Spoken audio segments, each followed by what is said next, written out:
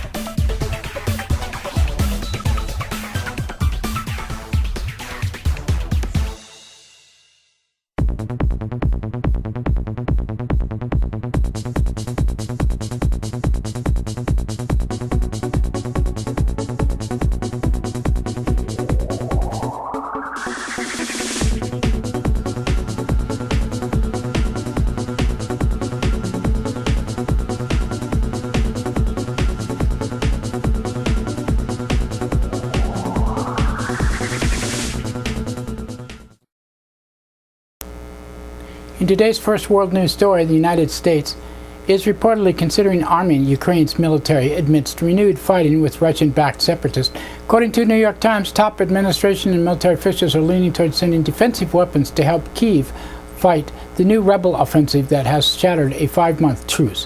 White House has held off directly arming Ukraine in favor of economic sanctions against rebel chiefs backers, Russia. Violence has spiked in recent days with heavy attacks across all parts of eastern Ukrainian front line. At least 13 government soldiers and many civilians have been killed in a 24-hour period over the weekend. Talks of Belarus over a new truce broke down. Mediators from the Organization of Security and Cooperation in Europe says the rebels have refused to discuss implementing a ceasefire and instead want to revise the terms of the September truce to reflect their territorial gains. Islamic terrorist Muslim militant groups the Islamic State has released a video showing the beheading of Japanese journalist Kenji Goto. Goto is the second Japanese hostage to be killed by ISIS in a week following the expiring of the 72-hour ultimatum for $200 million. Freelance journalist Goto has been held since his kidnapping in Syria last year. On Sunday, his mother remembered him and somewhat sought a world without war. Jordan, meanwhile, says it's making every effort to obtain the release of a fighter pilot also in ISIS captivity. ISIS wants to swap a pilot for a prisoner accused of involvement in a 2005 hotel bombing that killed 60 people. Jordan has signaled they would consider an exchange if given proof the pilot is still alive. United Nations says at least 1,375 people have been killed in Iraq last month, making it one of the country's deadliest in years. January toll follows more than 12,000 deaths in 2014. Iraq's most lethal year since 2008. Islamic terrorist Muslim militant group Boko Haram has launched a major new attack in northern Nigeria. Fighters hit the city of Maiduguri and 4 different fronts earlier offensive last week. Nigerian government says it's repelled the assault and inflicted massive casualties on Boko Haram. This comes as African leaders have approved a new force of at least 7,500 troops to confront Boko Haram's rise. The group's recent attacks included reported massacre of hundreds of people in the northern town of Baga last month. Nigeria is due to hold national elections in 2 weeks. An Al Jazeera journalist, Peter Grest, has been released from the Egyptian prison after 400 days behind bars. Grest and two of his Al Jazeera colleagues, Mohammed Fahmy and Bahir Mohammed, were convicted on terrorism charges in a case widely denounced as a sham. They were arrested as part of a crackdown on Al Jazeera, which is covered in the aftermath of the coup that overthrew President Mohamed Morsi in 2013 by the Muslim Brotherhood, a terrorist group. In other news from Egypt, an Egyptian court has confirmed the mass death sentence of nearly 200 supporters of the banned Muslim Brotherhood and the Islamic Muslim terrorist group. The defendants were convicted in December in involvement in the 2013 killing of police officers. It was the third such mass sentencing of alleged Muslim Brotherhood supporters last year as part of a crackdown on the group by Egypt's military regime. The killing of a former senior Hezbollah leader, an Islamic Muslim terrorist, Ahmad Mughniya, raises a number of legal and political issues. Its approval required a presidential finding by President George Bush and endorsement of several top cabinet officials, including Attorney General, of the car bomb that killed the target. Mary Ellen O'Connell, professor of international law at University of Notre Dame, says it was a killing method used by terrorists and gangsters. It violates one of the oldest battlefield rules, with CIA involvement confirmed. The disclosure also set off retaliatory strikes by Hezbollah against U.S. targets around the world. It comes just days after Hezbollah and Israel exchanged fire in one of their most violent clashes since 2006. Israeli government has announced a new round of settlement construction in the West Bank, approving 450 homes, several several areas. On Friday, White House Press Secretary Josh Earnest criticized the move. The new settlement building comes amid reports that ties between Israeli Prime Minister Benjamin Netanyahu and President Obama are at their lowest point. Of course, he's never liked him. White House officials have criticized Netanyahu for planning a trip to the United States next month to address a joint session of Congress on Iran. Netanyahu has backed new sanctions on Iran despite Obama's vow to veto them as he pursues a nuclear deal with Tehran. According to the New York Times, the senior administration said the Israeli ambassador to the United States, Ron Dermer, had repeatedly placed Netanyahu's political fortunes above the relationships between Israel and the United States. Whatever. Thousands of pro-democracy protesters have returned to the streets of Hong Kong to protest China's rejection of the free vote.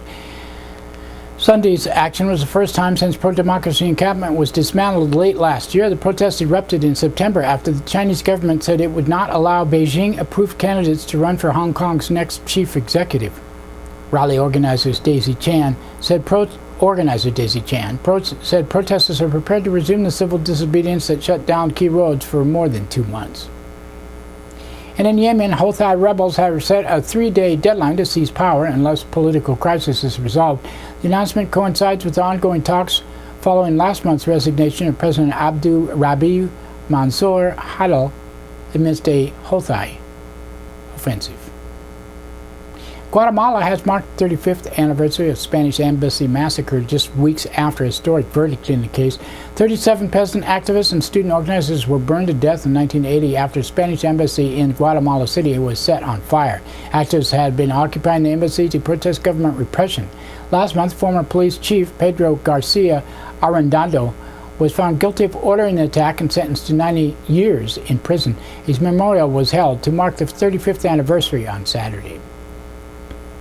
And dozens of people have rallied outside the White House to oppose President Obama's plan to upgrade the nation's nuclear weaponry.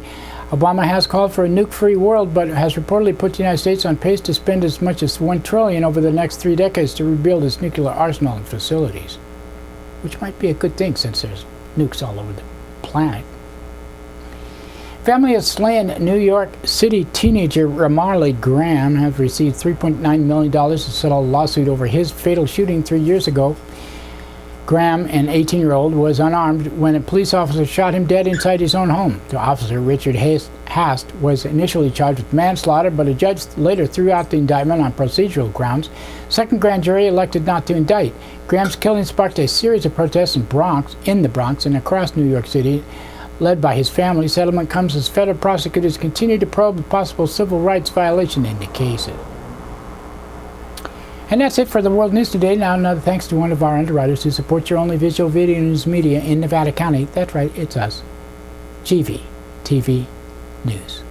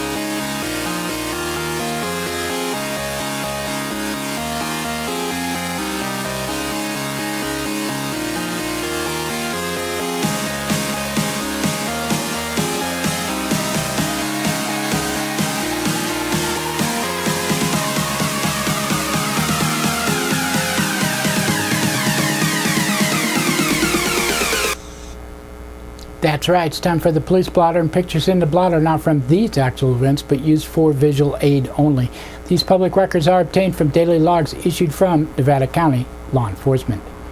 Grass Valley Police Department on Friday, 9:14 a.m., a caller from 100 block of East Main Street reported receiving 2 packages in the mail containing drugs. 9:15 a.m., a woman from 200 block of Dorsey Drive reported vandalism to her tires. At 10:11 a.m., a caller from 100 block of Horizon Circle reported a fraud. At 10:34 a.m., a caller from Park Avenue and South Auburn Street reported a suspicious vehicle possibly involved in drug activity. 10:44 a.m., a caller from 100 block of West McKnight Way reported finding a hypodermic needle inside a shoebox, which was collected. 11:53 a.m., a caller from 100 block of Pleasant Street reported people were entering a vacant residence through unsecured windows. At 2:20 a.m., a caller from 100 block of Celestia Drive reported teenage boys throwing eggs at vehicles and claiming they were using drugs. 3:43 p.m., a caller from 2000 block of Nevada City Highway reported finding a needle, which was collected for destruction. At 4:09 p.m., a caller from 200 block of Colfax Avenue reported 2 men shooting at vehicles. It was juveniles playing with Nerf guns. 4:25 p.m., a caller from 600 block of Whiting Street reported possible drug activity. And 4:26 p.m., a caller reported finding $250. And 4:28 p.m., a caller from 100 block of Glasson Way reported a child locked in a vehicle. 5:32 p.m., a caller from 100 block of Neal Street reported 4 men smoking marijuana. At 7:08 p.m., a caller from 100 block of West McKnight Way reported a woman stole lotion and left in a vehicle. And Saturday, 1:52 a.m., a man from Highway 20 and Brunswick Road reported a woman was in a taxi rolled down a hill because she was so drunk. She was taken to the hospital.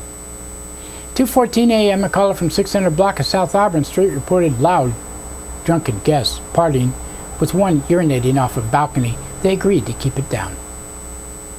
At 4:37 a.m., a caller from 1000 block of Sutton Way reported a person stole a battery charger and electric toothbrush, among other items. At 8:50 a.m., a caller from Donald and Douglas Avenues reported 4 people digging through blackberry bushes. No one was located.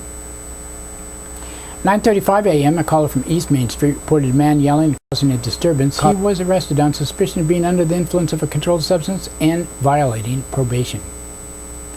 In 10:56 a.m., a caller from 100 block of Neal Street reported a drunken man causing a disturbance. He was arrested on suspicion of being drunk in public. At 2:04 p.m., a caller from business 200 block of East Main Street reported vandalism to a business sign. At 4:19 p.m., a caller from 200 block of Jan Road reported a computer scam.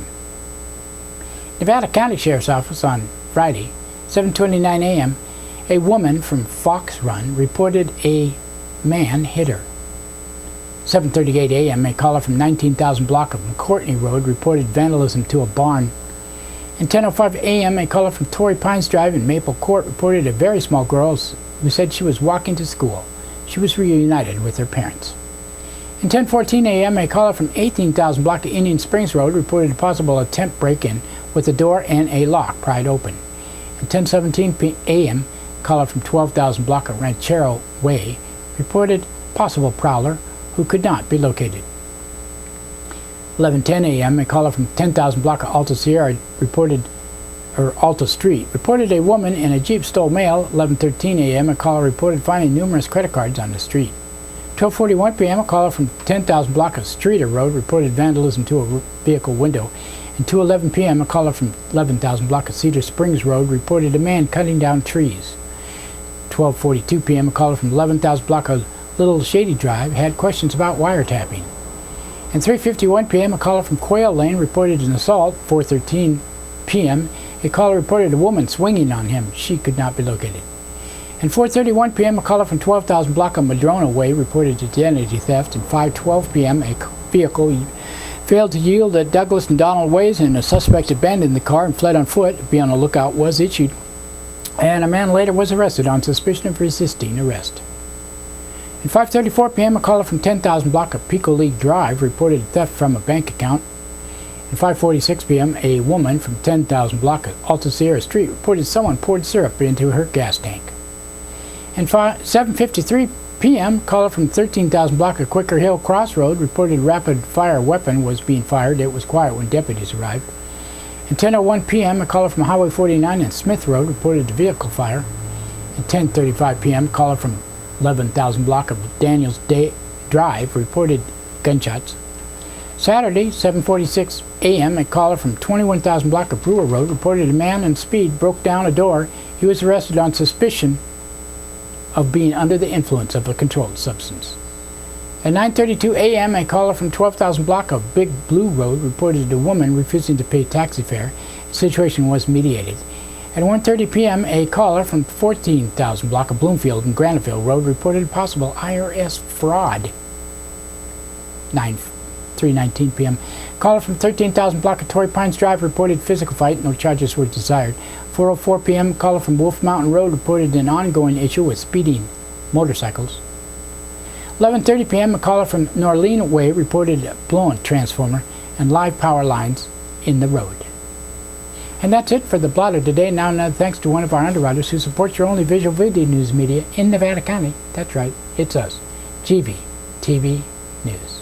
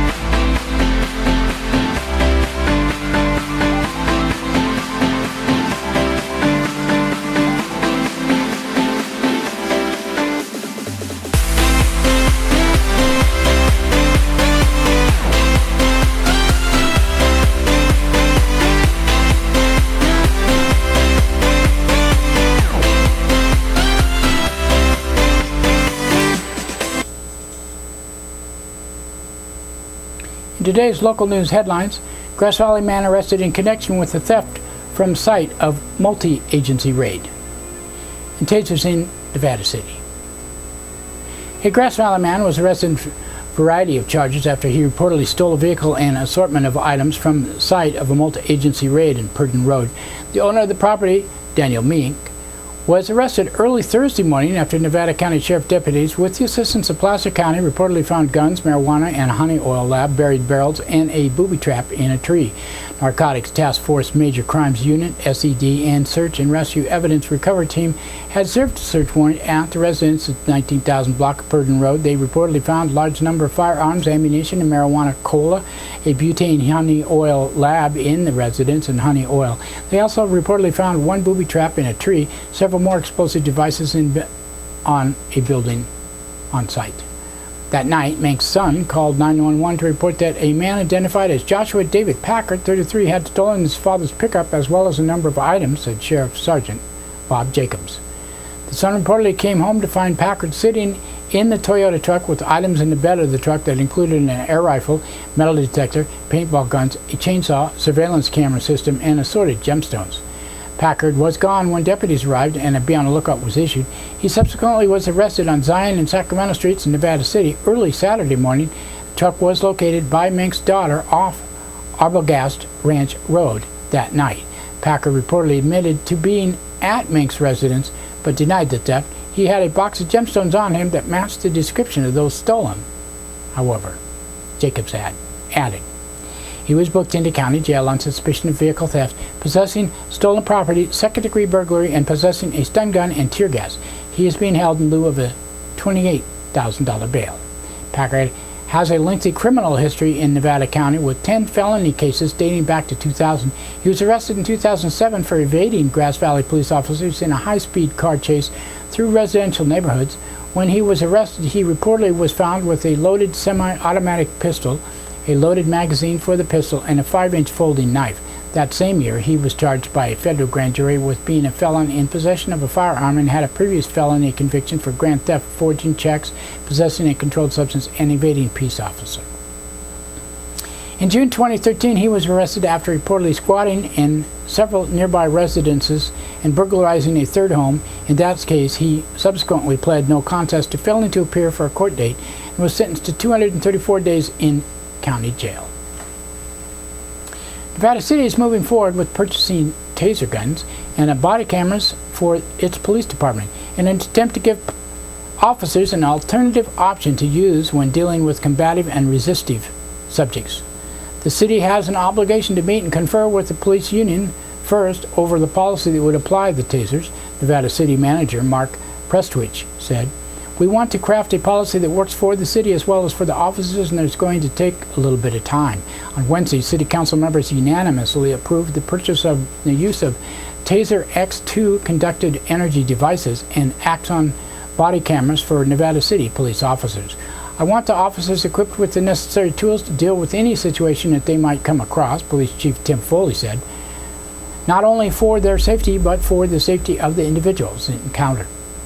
With 12 officers on the city police force, Foley has already secured $11,000 in donation funds from the Nevada County Law Enforcement and Fire Protection Council to acquire 6 taser systems.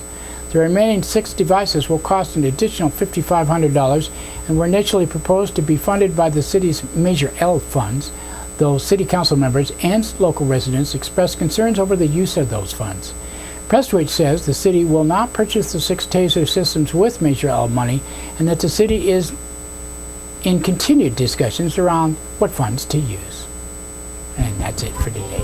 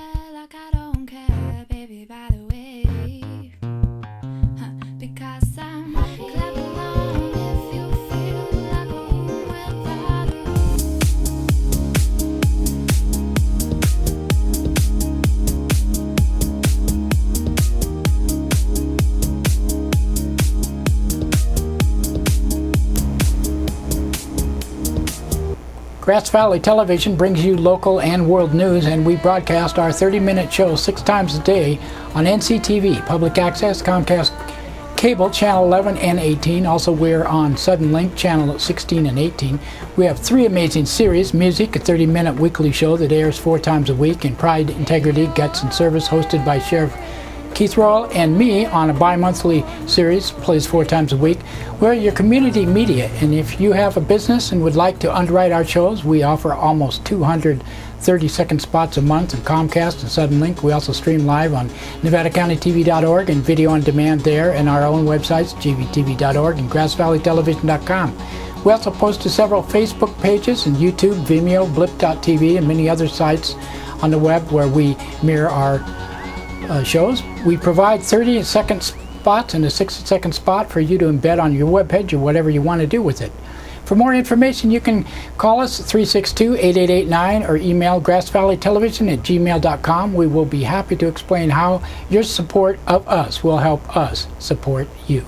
Grass Valley Television also does special programs in the community, and we also mention our underwriters and make sure your customers will see what you do when you're open and where you are. We thank the many businesses that already have supported us: Christopher's Deli and Catering, Station House, D. Martini's Spring Hill Pharmacy, Grass Valley Eye Care, Serendipity, B&C Hardware, Booktown, Ron's Real Records, S&K Auto Repair, Centerville Auto, and many more. We have a Happy New Year's special right now that will give you 2 free weeks of free exposure. Don't miss out. Find out how affordable and rewarding your support can be. You can also get our broadcast on smartphones and tablets and laptops. We reach about 80% of Nevada County. Give us a try.